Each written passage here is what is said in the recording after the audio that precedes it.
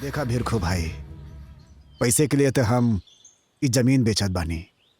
अभी जान ला सुशील के दवा की जरूरत ना होखत तो हम खेत बेचे के बारे में सोचती भी ना। देखी रेट कम ना हो पाई। अच्छा तो ठीक बा, हम अपन परिवार से बात करके और कागज पत्तर तैयार करके तो रउआ से बतावत नहीं। बाकी सौदा रउआ पक्का समझे। हाँ, ठीक बा, प्रणाम। नमस्कार। नमस्कार।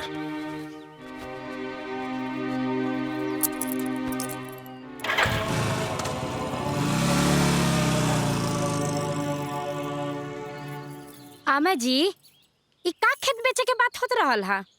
ओ बहू सुशील के दवाई खातिर पैसा नहीं खे, त सोचनी है कि खेत बेच के। त खेत बेचाई? बहू और कोनो उपाय नहीं खे। छुटकी के जितना गहना गुड़िया रहे वो तब सब बिका गई नहीं, और अब खेत बेचे के अलावा और कोनो उपाय नहीं खे। हम कुछ नहीं जानत। खेत ना बेचाई त ना बेचाई। अरे रवा लोगिन दोसर रास्ता निकाली लोगिन। हम कह देता नहीं, वो खेत में हमरा हिस्सा बा। आज खेत बेचाई, कल घर बेचाई, दुआर बेचाई, हमरे लइका बच्चा बा त हम रास्ता रास्ता भटक के डफली बजाई। खेत ना बेचाई त ना बेचाई, कह देनी ना। बहू बहू हमारी बात तो सुन। बहू ना बेचाई त ना बेचाई, कह देनी। गोड़ लागत नहीं दाता सब केहू के। ए बहू। रुकिए अम्मा जी। अम्मा जी, दीदी सही कहता रही। जर जमीन बेचला से समस्या खत्म ना हुई। जैसे हमार सब गहना बेच के ओकरो पैसा खत्म हो गई, ऐसे ही खेत के भी पैसा खत्म हो जाए। फिर का हुई? देखी माँ जी, इस समस्या के कोनो स्थायी उपाय सोच के पड़ी। बहू, और कौन दूसरा उपाय बा बहू? नौकरी। नौकरी? नौकरी? हाँ माँ जी, नौकरी। अगर आप लोग इजाजत देती तो हम कोनो नौकरी कर लेती। अरे दुल्हन, ये तू का कहत बाड़ू? तू दुल्हन बहुरिया होके नौकरी करबू? अरे आज ले एक कुल खानदान से कोनो औरत घर से बाहर कदम ना रखलस, और तू नौकरी करे के बात करत बाड़ू। तू नौकरी करबू तो गांव जवार वाले का कही है? ना ना बहू, नौकरी के बात दिमाग से निकालता। बाबूजी, लोग के कहा ई कुल मत सोची। लोग कुछ ना कुछ तो कहबे करी। बाकी हमनी के ये परिस्थिति में मदद केहू ना करी। ऐसे में हमनी के का करे के चाहिए, यही सोची बाबूजी।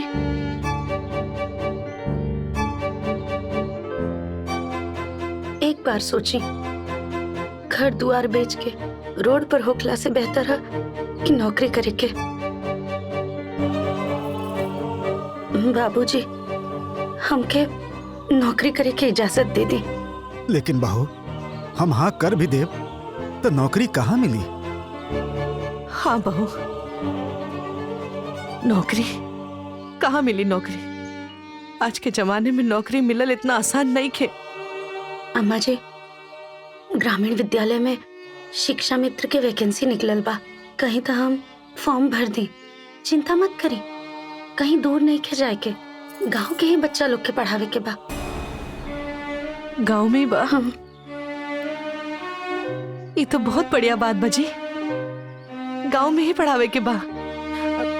ठीक बा बहू। वाह वाह वाह, अब ई नौकरी करी है। आज जब हम नौकरी करे के कहत रहनी हा तो ओ घरी रउआ लोग के नजर लागत रहल हा। कहाँ गई लोग घरी मान प्रतिष्ठा मर्यादा रउआ लोग के? हाँ, अब कान खोल के सुन ली। अगर ई नौकरी करी है तो हमहू नौकरी करम। बड़को समझा कर। हम सब समझतानी अम्मा जी, हम बुड़बक नहीं खी। अगर ई नौकरी करिए तो हमहू नौकरी करम, कह देतानी।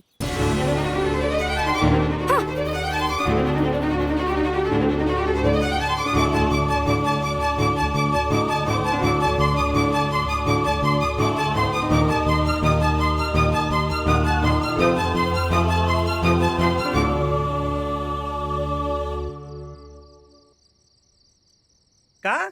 हाँ जी, वो मास्टराइन बनी है। हम घर में रह करके चूल्हा चौका बेलन करम, बर्तन माजम। अरे हमहू पढ़ल लिखल बानी, हमहू पढ़ाइम। का तू पढ़ा सकेलो? अरे हम दुनिया के पढ़ा देनी, इ नान नान गदेला के पढ़ाई में का रखल बाटे। हमरे जैसन आदमी रहल हा कि रवा के पढ़ात पढ़ात मनई बना दिहनी, न त एको पैसा के बुद्धि ना रही। बात तो सही बा कि तू हमके पढ़ा के बुद्धिमान बना देलू। हमार बात समझे के कोशिश करा। एक्के गो सीट खाली बा, वो ममतवा भरत ही ओके भरे न द। अरे ओकरा के नौकरी के जरूरत बा, वैसे भी वो घर ही के हिया, भरे द। हम कुछ सुने के नहीं चाहत, घर के होके चाहे बाहर के होके, हम भरम तब भरम। समझे के कोशिश करा न, जब दोबारा निकली तब भर लिया ना। हम अभी भरम। देखा भरा बन मुंह भरा माना चाहे मत माना, लेकिन हमारा दिमाग मत खा। हमके सूते दा। अरे पगला गेल बाड़ू का?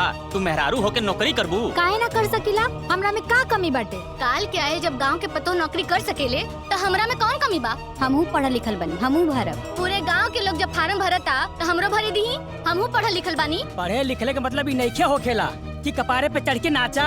मेहरारू बाड़ू तो मेहरारू की तरह रहा। हंसी हंसावल जिन करावा।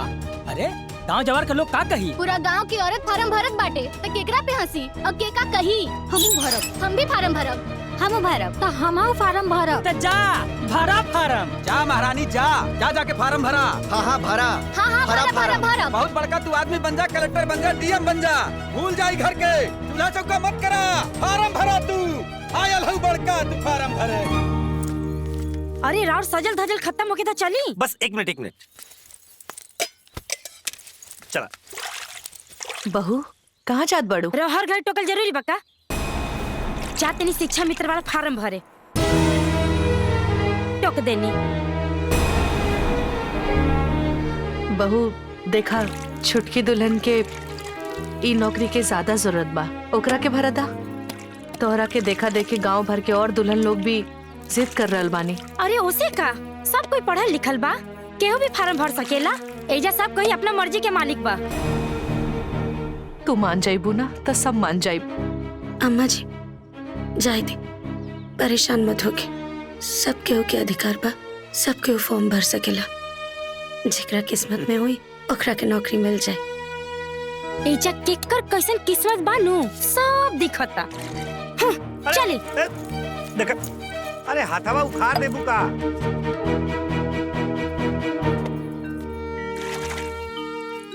तू हट, हम कर देता नहीं। जा तैयार हो जा, देर हो जाए।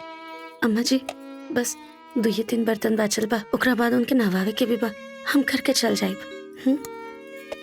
ठीक।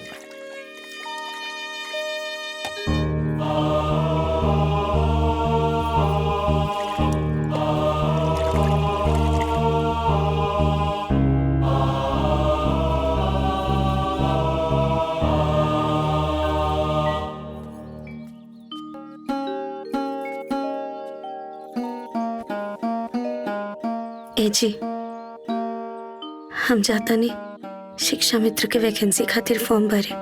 आप प्रार्थना करब कि हमार चयन हो जाओ।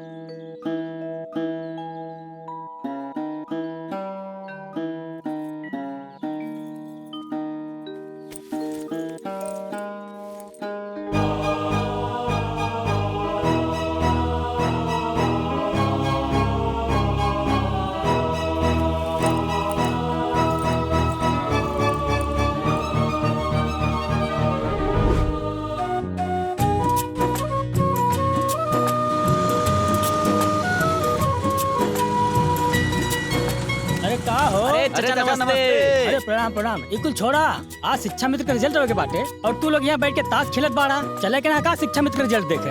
अरे चच्चा वह तो बतकही होत बाटे। हाँ, एक ठो सीट बा, अब पूरा गांव भरले बा। हाँ तो चाचा, केकर होई?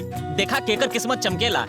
के ई गांव का पहली नौकरी करे वाली महिला हुई का भैया? हाँ सही कहला। जे केहू हुई ओकर गांव के इतिहास में नाम दर्ज हो जाई। सही कहत हुआ, एकदम सही कहत। लेकिन रिजल्टवा निकली कहाँ? अरे बाबा चला ना, वहाँ प्राइमरी स्कूल के विद्यार्थी पे चस्पा होखी। आवाज सब चला चल के देखा ले केकरे माथे पे सेहरा बंधी। हाँ चला चला चला चला चला चला चला।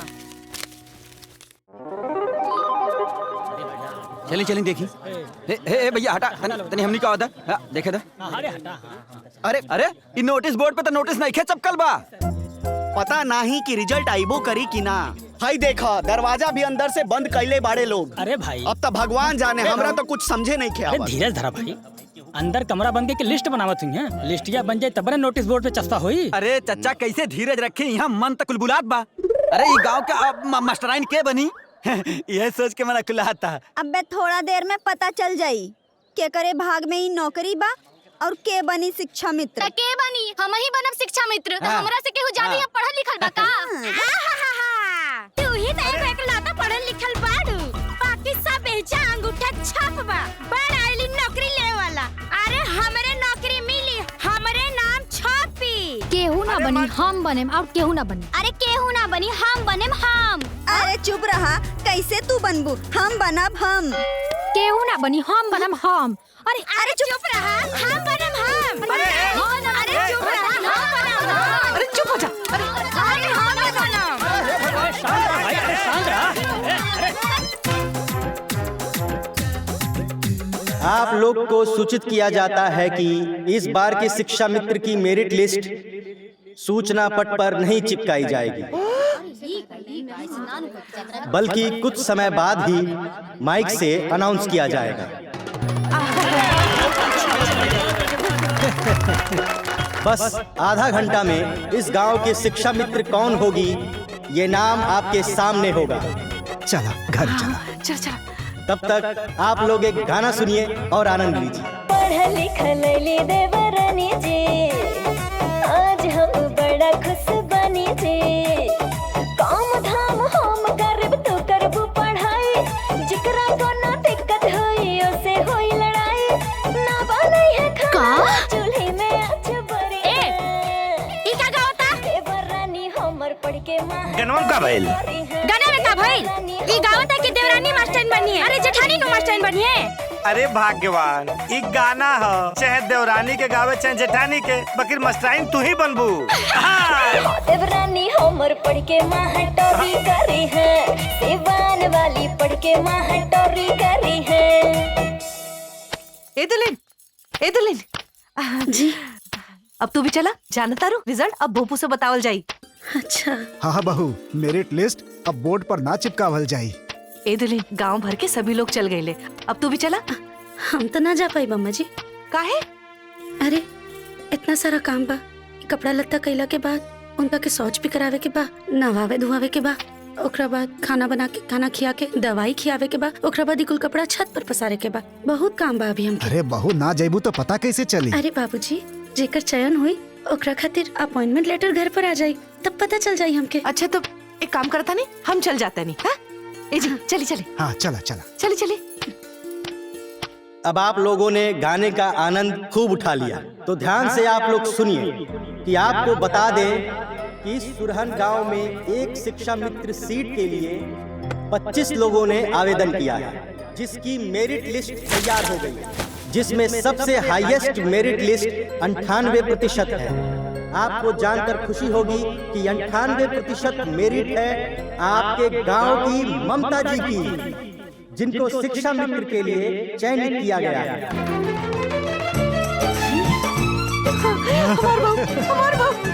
ममता जी बनती हैं सुरहन गांव की प्रथम महिला शिक्षिका। चलो चलो चलो।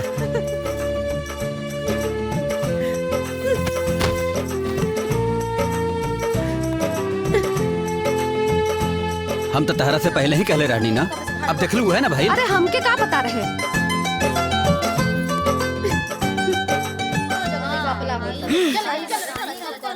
अरे थोड़ा हाँ अरे सुना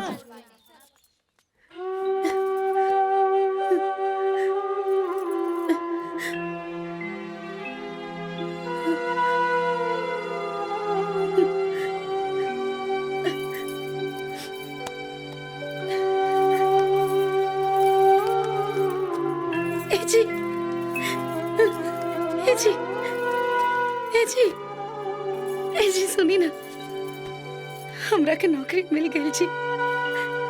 अब हमनी के कुल समस्या खत्म हो जाए। अब आपके दवा खातिर इलाज खातिर हमनी के केहू के आगे हाथ न फैलावे के पड़ी।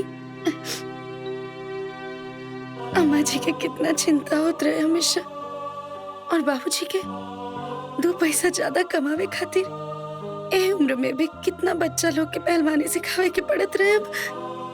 अब वो लोग के भी बोझ तनी कम हो जाए। हम बहुत खुश बानी जी।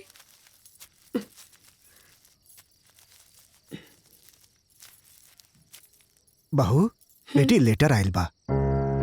दिखाई।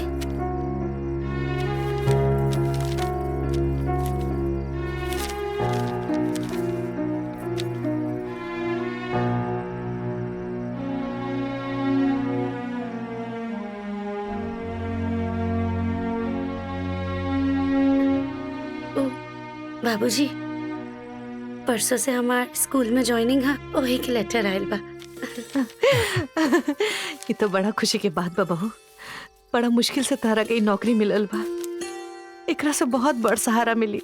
अब तो तू अपन पति के दवाई अच्छे से कर सकेलू, केहू के ऊपर बोझ भी ना रहबू। बोझ आई हो दादा, ई तो हमरा ऊपर सीधा कलक लगावतिया। नौकरी मिल गई तो साफे बदल गई। अरे हम कब बोझ समझनी हो? हम तो अपन परिवार समझ के अपन सारा जमा पूंजी कुल परिवार में लगा देहनी। हमरा के ये परिणाम मिलल। हे देवता देखला, घोर कलयुग आ गइल बा। ई तो हमरा साथे उहे भइल जेकरा बंदे खातिर कइनी चोरी, उहे कहलस चोरवा। बाप रे बाप का जमाना आ गइल बा। ना दीदी, अम्मा जी के कहे के वो मतलब ना रहे। चुप, एकदम चुप। हम सब समझाता नी। नौकरी मिल गई तो तू हमरा के आजमाए के चाहता रू? अरे बहू ऐसन बात नहीं खे, बात समझ। हम सब समझता नी बाबूजी। ई महारानी नौकरी करे जाई है, हम घर में झाड़ू पोछा बर्तन करम। हम नौकरानी हई। अगर ई नौकरी करे जाई है तो घर से हमरा के अलग कर दी।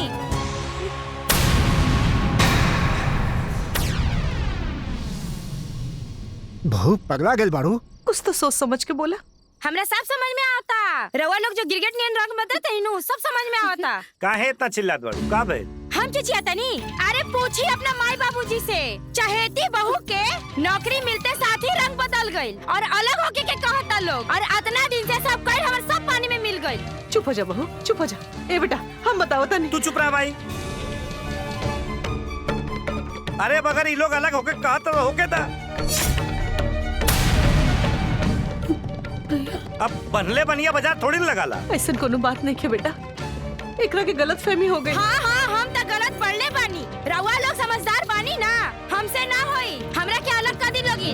बहू बात के समझा, काहे बात के बतंगड़ बनावत बाड़ू? हमरा नहीं के समझा के बाबूजी, हमरा के अलग कर दी त कर दी बस। ठीक तो कहती है बाबूजी। रोज रोज के नाटक नौटंकी हमरा नहीं के सुने के। ई नाटक नौटंकी सुन के हमार कान पक गेल बा।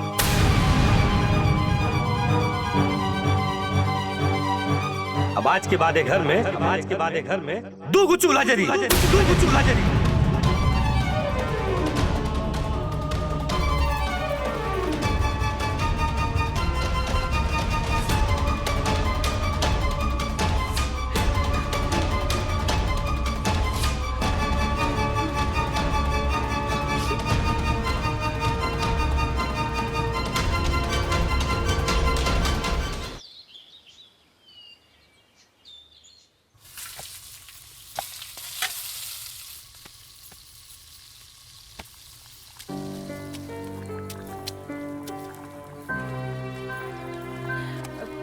बहू ये क्या करता रू? छोड़ा ये सब। देखा बहू, आज स्कूल के पहला दिन बा, आज जल्दी जाए के बा और तू खुद लेट करता रू। अरे ना अम्मा जी छोड़ी ना, आप काहे ला करब। और वैसे भी अब तो ये कुल काम रोज करे क्या, कब ले आपके ऊपर छोड़ के जाए। आप चिंता मत करी, हम कुल काम कर ले पर समय से पहुंच भी जाए। वाह वाह वाह वाह वाह वाह वाह। छोड़ दो कह दी है जांघर नु बढ़ गइल बा। अरे जब हमनी के ई घर में साथ में रहनी हजा ते एको हाली ना कहनी कि लावा हाथ बटा दीही। अब देखला कितना फरहरी आ गइल बा। अरे चुप कर दो, जब देखो पटर पटर पटर पटर। एक तो सवेरे से वो अपन पति के नला धुला के घर के सगरो काम करतिया और तू ऐसा बात करता रू। बड़ा सास पतो के पैर उमड़ता। अरे अम्मा जी जाए दी ना, अब काहे चिंता करता नहीं, हम कुल कर ले, हम कहता नहीं ना। अब जाए बैठी।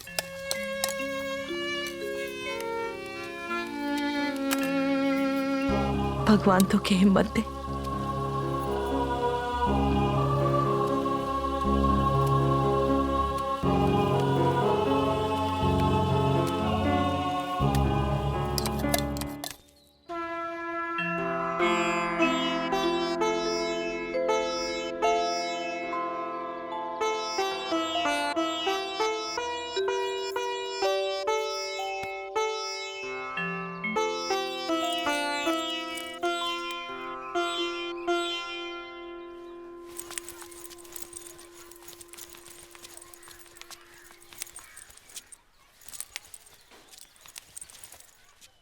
अरे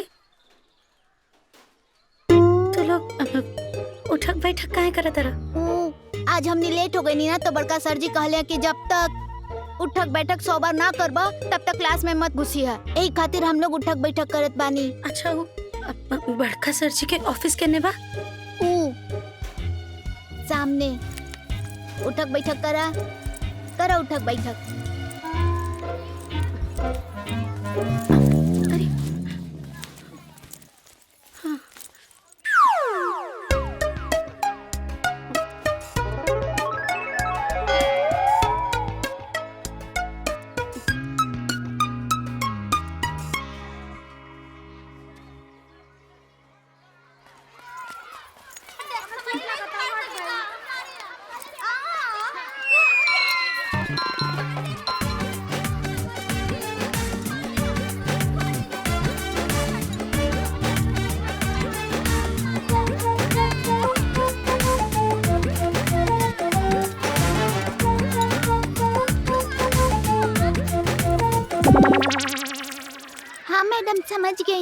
समझ गेलू ना, जब हम छोट रहनी ना तो हमहू स्कूल में ऐसे ही काम करत रहनी। सारा A to Z मैडम के सब बात मानत रहनी।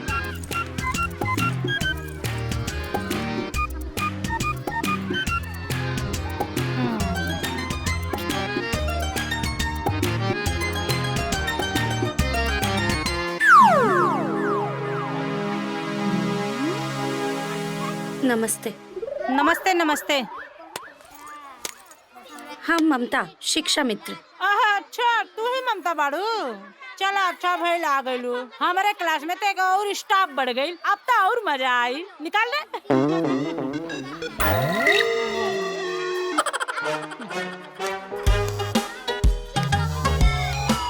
आप लोग यहाँ मजा करे आइल बानी के बच्चा लोग के पढ़ावे आइल बानी? बताई तो पूरा के पूरा स्कूल के धर्मशाला बना के रख देले बड़ा लोग। हाय का होता स्कूल में? खैर छोड़ी, प्रिंसिपल सर कहाँ बड़े? प्रिंसिपल साहब पीछे। नई नई दुल्हन नए नए चाल, अंडा सिखवे बच्चा के करे चाव चाव। रुका, 2 दिन बाद तोहरा पता चली।